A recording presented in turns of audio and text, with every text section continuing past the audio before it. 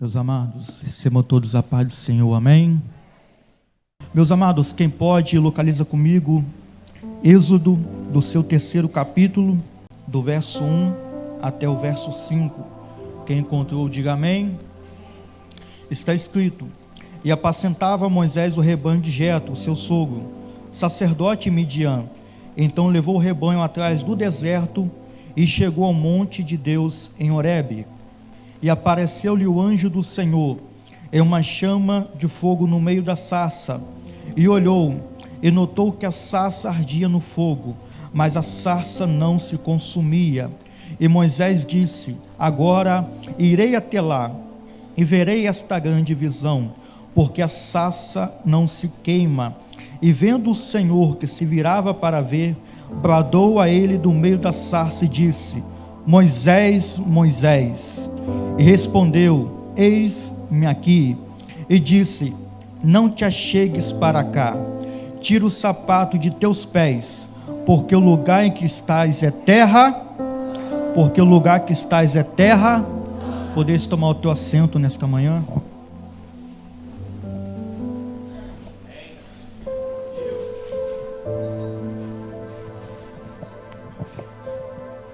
Meus amados, quem me ouve, diga amém. Acabamos de fazer menção, Êxodo, do seu 3º capítulo, do verso 1 ao verso 5, a qual o texto vai nos relatar que Moisés estava apacentando o rebanho de seu sogro, passando por detrás do deserto e chegando ao monte de Deus, ao monte Horebe. E lá, ele vai ter um encontro marcado com Deus. Deus vai se revelar para Moisés no meio de uma sarça. E dentro deste relacionamento, desta conversa, Deus vai estabelecer uma chamada na vida de Moisés. Deus vai levantar Moisés para libertar o povo do Egito. Deus vai levantar Moisés para tirar o povo das garras de Faraó. Nós olhamos para a história de Moisés e percebemos que Moisés vai viver aproximadamente 120 anos. E a sua vida, ela pode ser dividida em 3 fases. A primeira fase, Moisés era um príncipe. Dos seus primeiros 40 anos, vivia no Egito. A segunda fase, Moisés era pastor. Dos 40 aos 80 anos, estava pastoreando num deserto de Midian. E sua terceira fase, Moisés foi libertador e também profeta. Dos 80 até os 120 anos. Moisés foi um legislador, Moisés foi libertador, Moisés foi profeta, Moisés também foi escritor. Moisés tinha conhecimento, Moisés era um homem estudado, e nesse texto Deus vai levantar Moisés para libertar o povo do Egito. O povo estava escravizado dentro do Egito, mas carregava uma promessa. O povo estava dentro do Egito, mas carregava algo dentro deles, uma promessa que Deus havia estabelecido para o povo, uma promessa que Deus havia feito para Abraão em Gênesis capítulo 12. E essa promessa, ela foi acesa em Isaque, ela foi confirmada em Jacó, e também foi confirmada sobre a descendência de Jacó. E na descendência de Jacó, um de seus filhos, chamado José, ele vai para o Egito, e estando no Egito, ele se torna governador. Em Gênesis, quem vai entrar no Egito é José. Em Gênesis, quem vai entrar no Egito é os seus irmãos. Em Gênesis, quem entra no Egito é a sua família. Em Êxodo capítulo 1, não se trata mais de uma família, não se trata mais de irmãos. O texto vai nos relatar que agora se trata de uma multidão, se trata de uma grande nação. Por quê, Pedro? Porque em Gênesis a Êxodo do seu 1º capítulo vai passar aproximadamente 400 anos. E nesse período vai passar a geração de José, vai passar a geração de seus irmãos, vai passar a geração de Jacó, e a descendência vai dar continuidade, debaixo de promessa, crescendo e se multiplicando, crescendo e se multiplicando. O primeiro versículo também do 1º capítulo vai nos relatar que vai levantar-se um novo faraó. Um faraó que não conhece a história de José, não sabe os favores e os feitos de José no Egito, mas ele vai se incomodar com um povo que está crescendo e se multiplicando muito mais do que o seu próprio povo. E no 1º capítulo nós vamos encontrar 3 estratégias de faraó para tentar anular o crescimento desse povo. A primeira estratégia era dobrar a carga horária de trabalho, mas foi tudo ao contrário do que o rei havia projetado, porque quanto mais atacava, quanto mais oprimia, mais o povo crescia. Então Faraó agora vai para a sua segunda estratégia. E qual é a estratégia, Pedro? Ele vai tentar induzir as parteiras das hebreias, a fim de que elas pudessem matar os meninos hebreus quando as hebreias estivessem dando à luz. Porém o texto também vai nos relatar que as hebreias chamadas Sifá e Puá temeram muito ao Senhor, não mataram os meninos hebreus, mas preservaram eles com vida. E eu quero abrir um parênteses aqui nesta manhã, que Sifá e Puá em hebraico significa esplendor e esplêndido. Eu vou repetir: Sifá e Puá em hebraico significa esplendor e esplêndido. São duas mulheres que carregam luz no nome, são duas mulheres que carregam luz na sua história. E quando nós passamos a entender que essas duas mulheres carregam luz na sua vida, carregam luz na sua história, passamos também a compreender por que é que elas não mataram os meninos hebreus. Primeiro, elas temeram muito ao Senhor. E segundo, quem tem luz não tira a luz de ninguém. Eu vou repetir: por que elas não mataram os meninos hebreus? Primeiro, elas temeram muito ao Senhor. E segundo, quem tem luz não tira a luz de ninguém. Quem carrega luz não tira a luz de ninguém.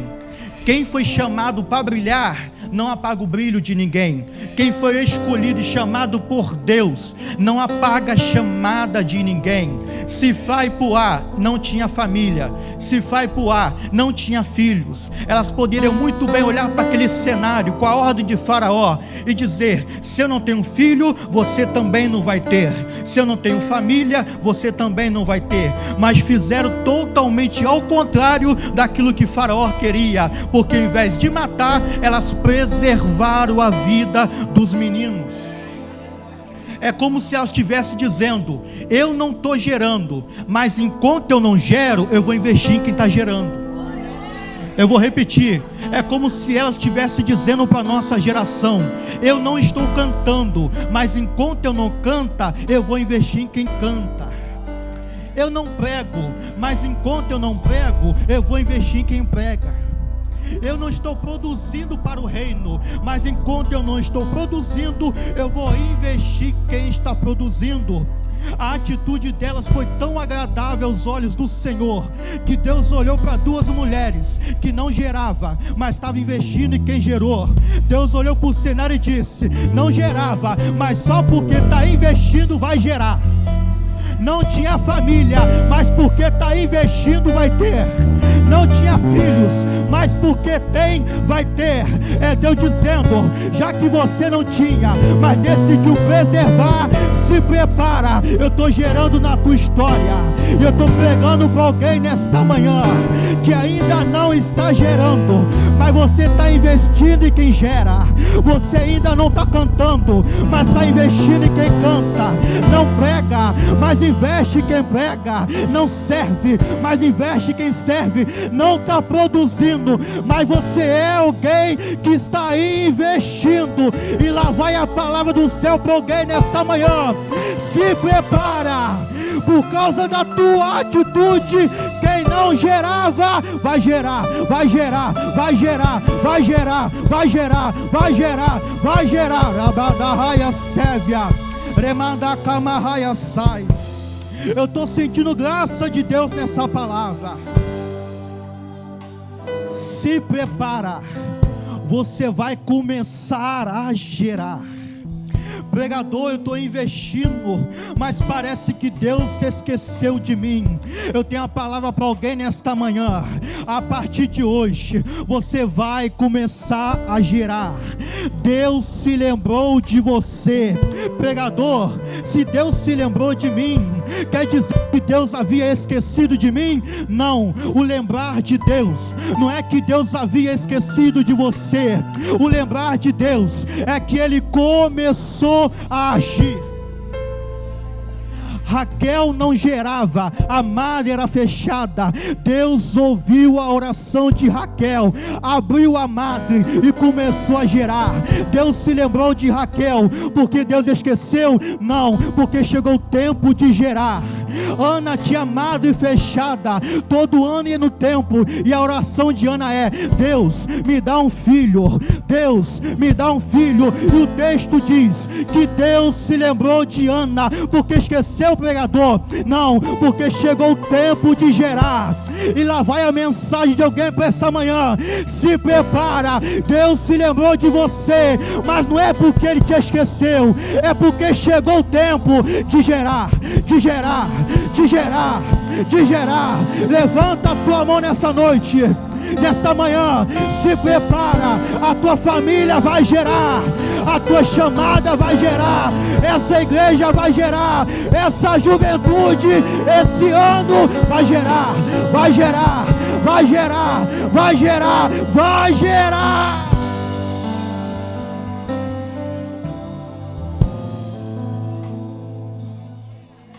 Você vai começar a gerar, a tua casa vai começar a gerar, a tua família vai começar a gerar.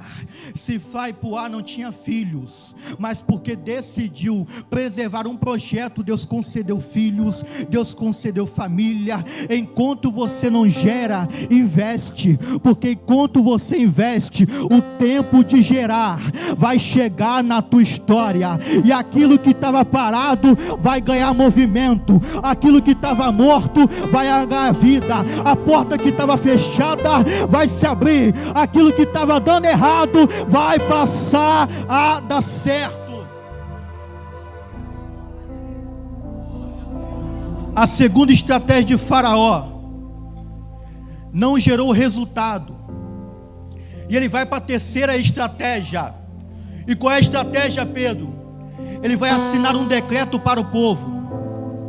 Já que os meninos estão nascendo, agora todo menino que nascer vocês vão pegar e vão lançar no rio. O rio Nilo se tornou um ambiente de morte, um cenário destinado a ter morte, porque todo menino que nascesse deveria ser lançado no rio para morrer. Um cenário de morte está sendo criado dentro do Egito, e dentro deste cenário Deus vai começar a projetar o nascimento de Moisés. O cenário é: se nascer menino, morre. Na lógica humana não tem expectativas. Se nascer, morre.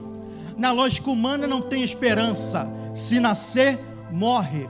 Mas o capítulo 2 vai nos relatar que no meio de um cenário de morte, no meio de um cenário de não tem mais expectativas, dentro de uma casa vai nascer um menino chamado Moisés. Era tão formoso que a mãe guarda e esconde dentro da sua casa.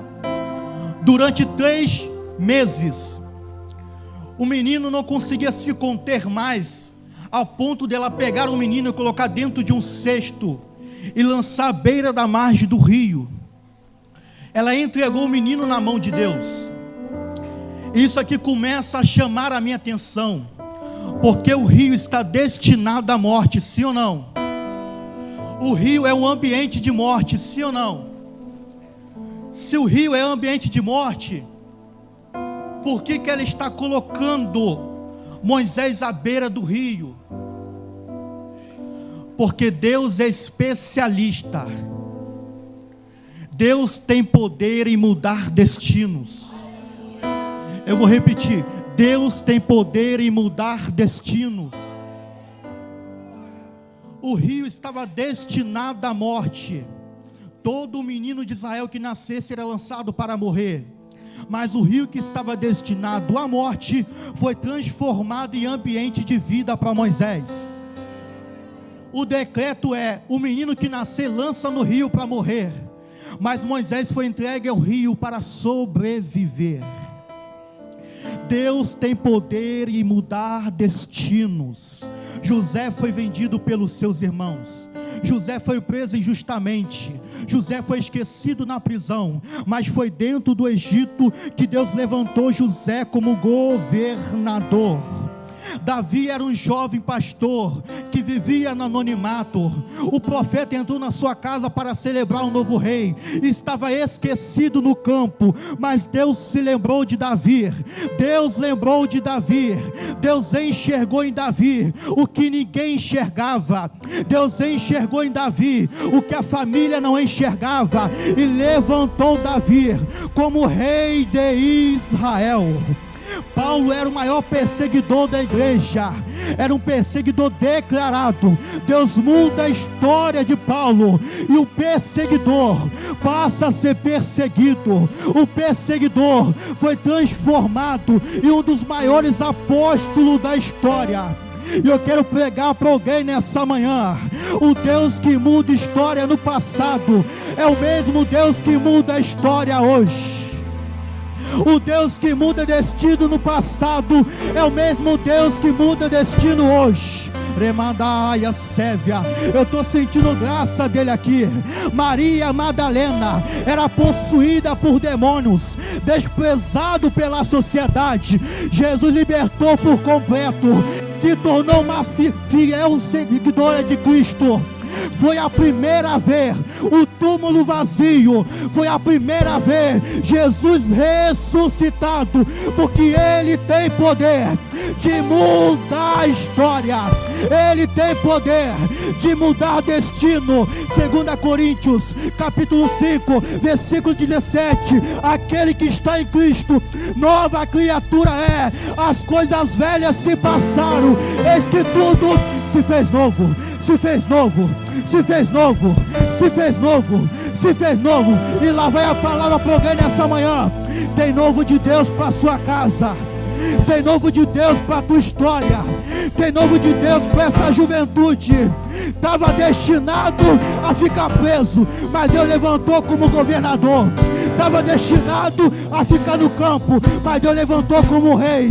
Estava destinado a perseguir a igreja, mas Deus levantou como apóstolo. Estava destinado a ser endemoniada e virou fiel. Estava destinado a ser cachaceiro, virou obreiro. Estava destinado a ser drogado, virou pregador. Estava destinado a viver no mundo, mas olha você aqui, olha você aqui, olha você aqui. Repatacalamarraia Sévia, eu estou sentindo a graça dele. Ele vai mudar a tua história.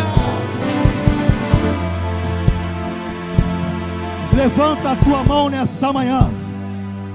Eu quero declarar para alguém neste lugar: Deus vai mudar a tua história, Deus vai mudar o teu destino.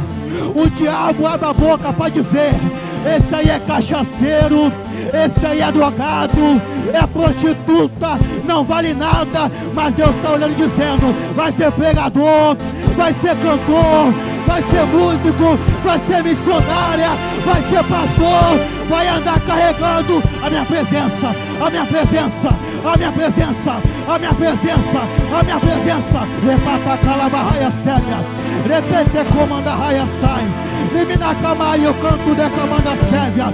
Eu estou sentindo graça dele aqui. Ele vai mudar a tua história.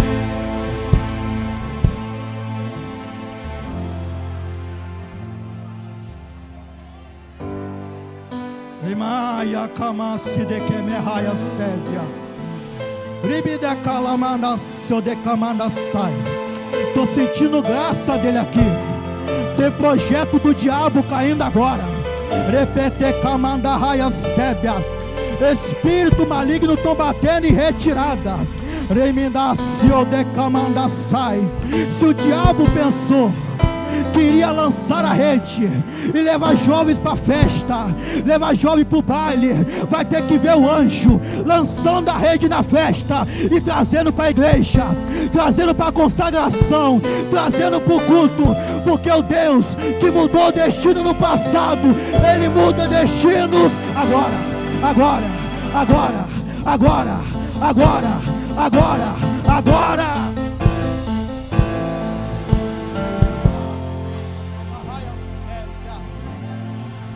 estou sentindo graça dele aqui.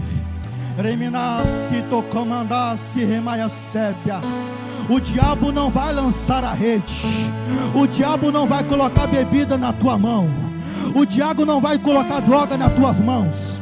O diabo não vai soprar no teu ouvido dizendo: não vai na consagração, não vai na conferência, vai na festa, vai no baile, vai com essa amizade, porque tem um anjo do Senhor do teu lado dizendo: sai, Satanás, porque esse aqui eu estou mudando a história, esse aqui eu estou mudando o destino, esse aqui eu estou levantando, esse aqui eu vou transformar a vida dele, a família dele, a história dele. Eu vou mudar o destino.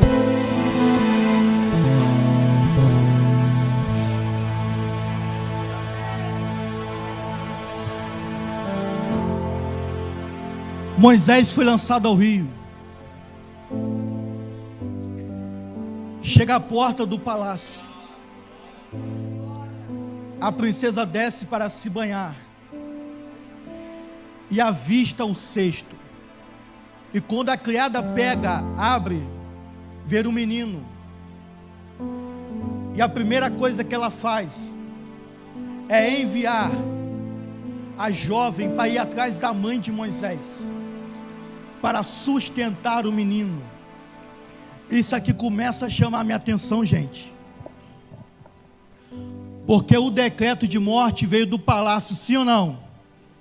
Vamos lá, gente. O decreto de morte veio do palácio, sim ou não? Sim. Mas agora quem está sustentando Moisés é o palácio. Quem está investindo no crescimento de Moisés é o palácio. O palácio que decretou morte é o mesmo palácio que está investindo no crescimento. Sabe por quê? Deus é especialista em usar recursos improváveis. Deus é especialista em usar recursos improváveis. Gente, se tem uma coisa que Deus gosta, é pegar recursos improváveis para usar na tua história. Sansão estava diante de um exército, não tinha arma, não tinha nada, pegou um queixo de jumento e matou 1000 homens. Davi diante de Golias não tinha armadura, mas derrotou o gigante com uma funda e uma pedra. A cruz foi o exemplo de um recurso improvável, porque a cruz naquela época era sinal de vergonha, era sinal de derrota, mas aquilo que era recurso de vergonha e derrota, Deus transformou no maior símbolo de redenção e de vitória, porque Deus é especialista em pegar recursos improváveis. A cruz para muitos era a final da história, mas para Deus era o começo de uma nova trajetória. Para muitos é final, mas para Deus é começo. E eu quero liberar uma palavra do céu para alguém nesta manhã. Deus vai usar recursos improváveis para te manter de pé. Deus vai usar recursos improváveis para fazer você crescer. Deus vai usar recursos improváveis para preservar a tua história. Eu não sei o que Deus vai usar, mas de uma coisa eu tenho certeza: o Deus que te trouxe até aqui nesta manhã, o Deus que te levantou, é o mesmo Deus que vai te manter de pé.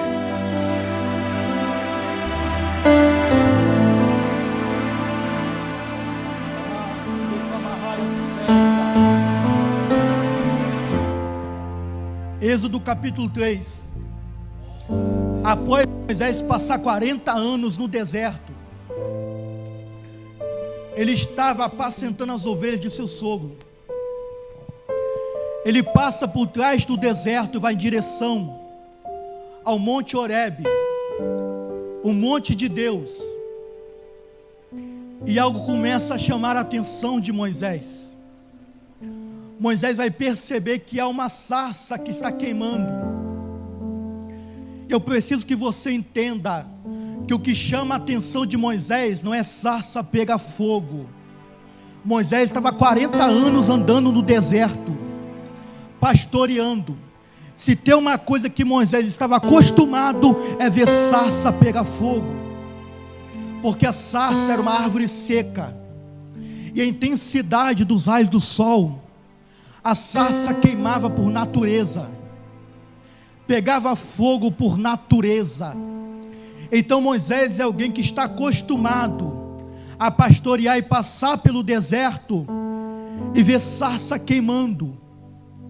Porém, quando ele retornava do seu caminho, a mesma sarça que ontem estava de pé queimando, quando ele volta do seu caminho, é a mesma sarça que está no chão quebrada. A mesma sarça que ontem estava de pé queimando, quando Moisés retorna no seu caminho, é a mesma sarça que foi destruída pelo fogo. É a mesma sarça que foi consumida. O máximo que Moisés conseguia ver é vestígio e resto de sarça, porque o fogo consumia. Então Moisés está acostumado a ver sarça pegar fogo no deserto. E o que chama a atenção de Moisés não é ver a sarça queimando. O que chama a atenção de Moisés é que quando ele retorna no seu caminho, aquela sarça está de pé, a ponto dele olhar e pensar: essa sarça é diferente. Eu estou 40 anos pastoreando e passando no deserto. Eu estou acostumado a ver sarça queimar hoje, mas amanhã está caída. Queima hoje, mas amanhã está destruída. Queima hoje, mas amanhã está consumida. Queima hoje, mas amanhã não tem nada. Mas essa sarça é diferente, porque eu olho para essa sarça e vejo ela de pé, queimando. Eu olho para essa sarça, mas o fogo não consome. Essa sarça o fogo não destrói. Essa sarça o fogo está preservando. Eu vou me aproximar para ver esta grande visão que eu estou tendo. Quando Moisés se aproxima da sarça, uma voz do Senhor bradou no meio da sarça dizendo: Moisés, Moisés. Quando Moisés ouve a voz bradando no meio da sarça, Moisés agora começa a entender que o que mantém a sarça de pé não é o fogo do lado de fora, é a presença do lado de dentro.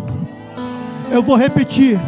Quando Moisés se aproxima da sarça e ouve uma voz bradando dizendo: Moisés, Moisés, Moisés passa a entender que o que mantém de pé aquela sarça não é o fogo do lado de fora, é a presença do lado de dentro. O que mantém aquela sarça de pé não é o fogo que queima do lado de fora, é a resistência que ela tem do lado de dentro. Quer conhecer uma sarça que tem Deus?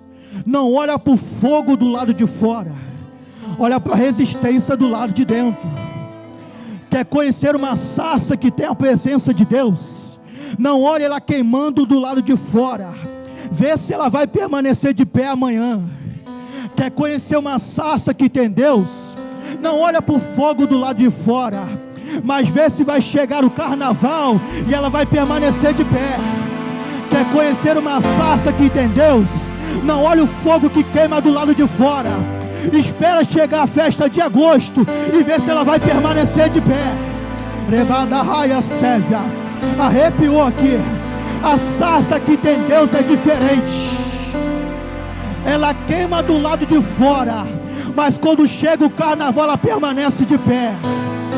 A sarça que tem Deus é diferente. Ela queima do lado de fora, mas quando chega a festa de agosto ela permanece de pé. A sarça que tem Deus é diferente. Ela está queimando, mas quando chega a bebida permanece de pé. Ela está queimando, mas quando chega a bandeja permanece de pé. Ela está queimando, mas quando vem a proposta ela está de pé. Porque o que mostra, o que revela a essência de uma sarça não é o fogo que queima, mas é a presença. É a presença. É a presença.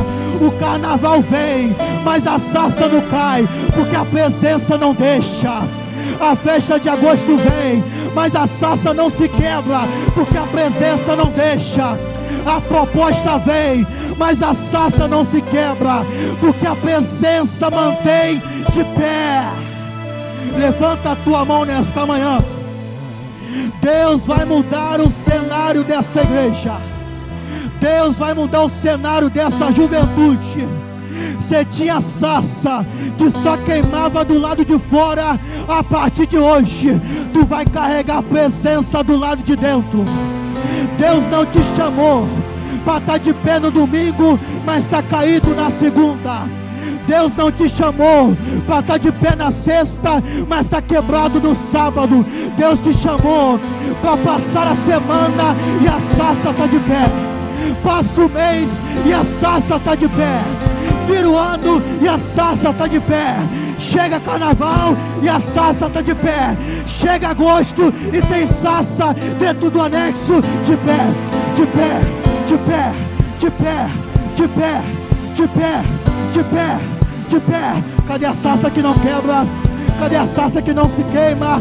Cadê a sarça que vai permanecer de pé?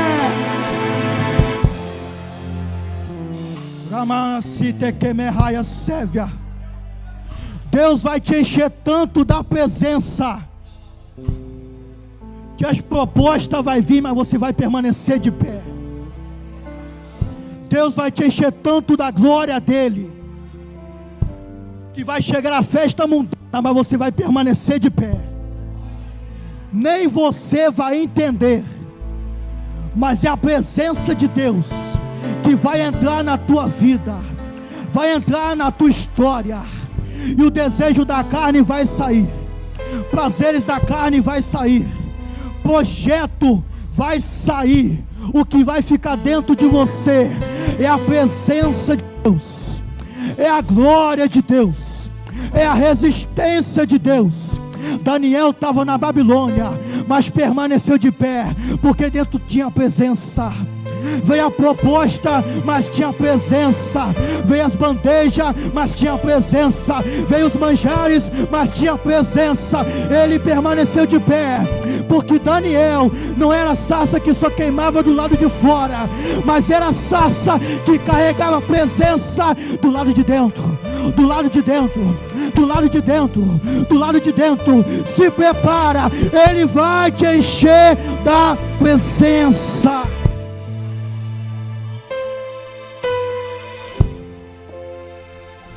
Quando Moisés se aproxima da sarça, e Deus brada dizendo: Moisés, Moisés. A primeira coisa que Deus pediu de Moisés foi para retirar as sandálias. Por quê, Pedro?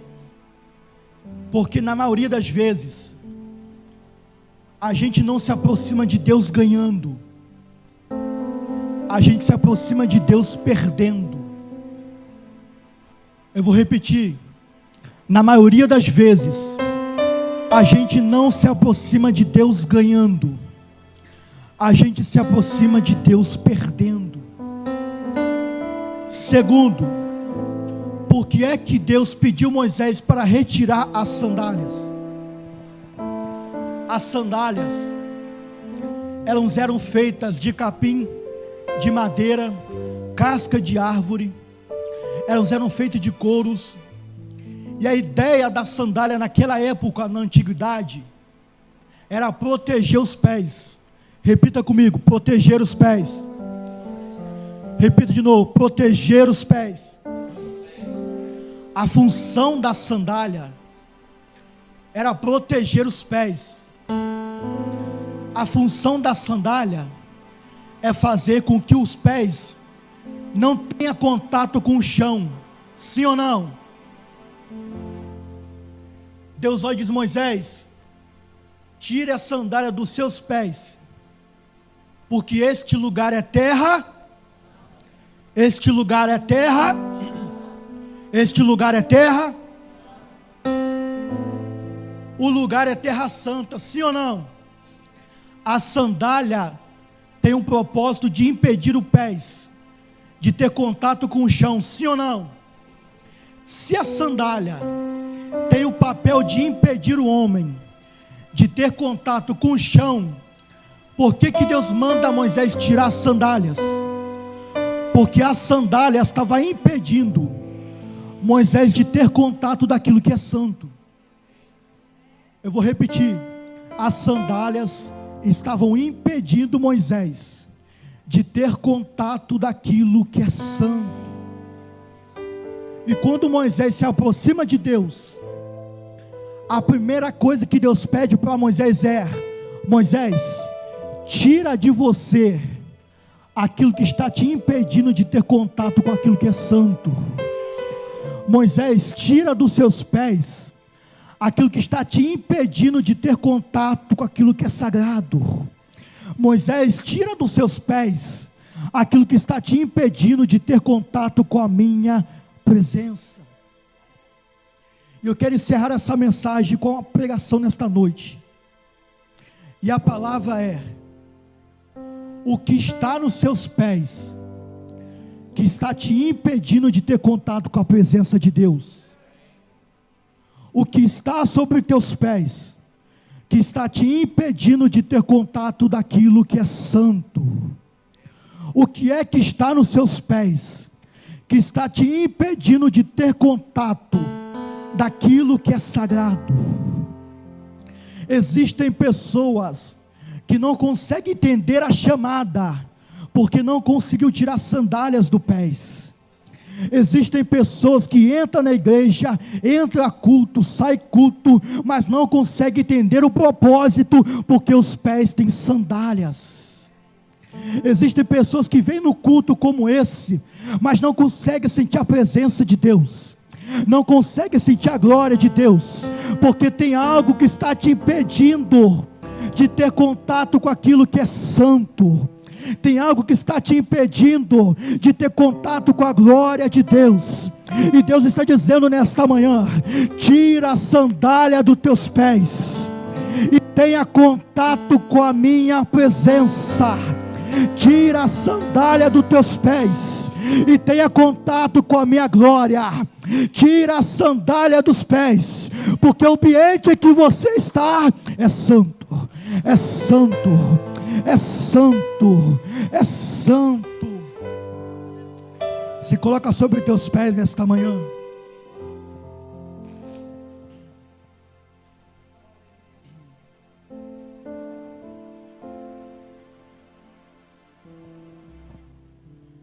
Deus quer retirar sandálias em pés de pessoas aqui nesta manhã. Eu não sei como você chegou até aqui, mas o desejo de Deus é que você tenha contato com a presença dEle. O desejo de Deus é que você tenha contato com a santidade dEle. O desejo de Deus é que você tenha contato com a glória dEle. E a mensagem para alguém nesta manhã: já passou da hora de você tirar a sandália dos pés. Se é as redes sociais que está nos teus pés, tira. Se é as amizades, tira.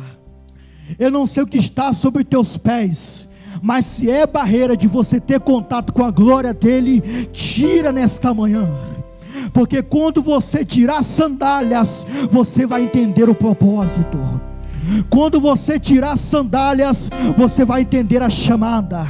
Quando você tirar as sandálias, aquilo que não estava funcionando vai começar a funcionar. Quando você retirar as sandálias, você vai ser cheio da presença dEle. Quando você retirar as sandálias, você vai ser cheio da glória dEle. E eu tenho uma mensagem para alguém nesta manhã que está disposto a retirar as sandálias. Assim diz o Senhor: se tu tirar a sandália dos pés, hoje eu te encho da minha glória. Se você decidir a tirar a sandália dos pés, hoje eu te encho da minha presença.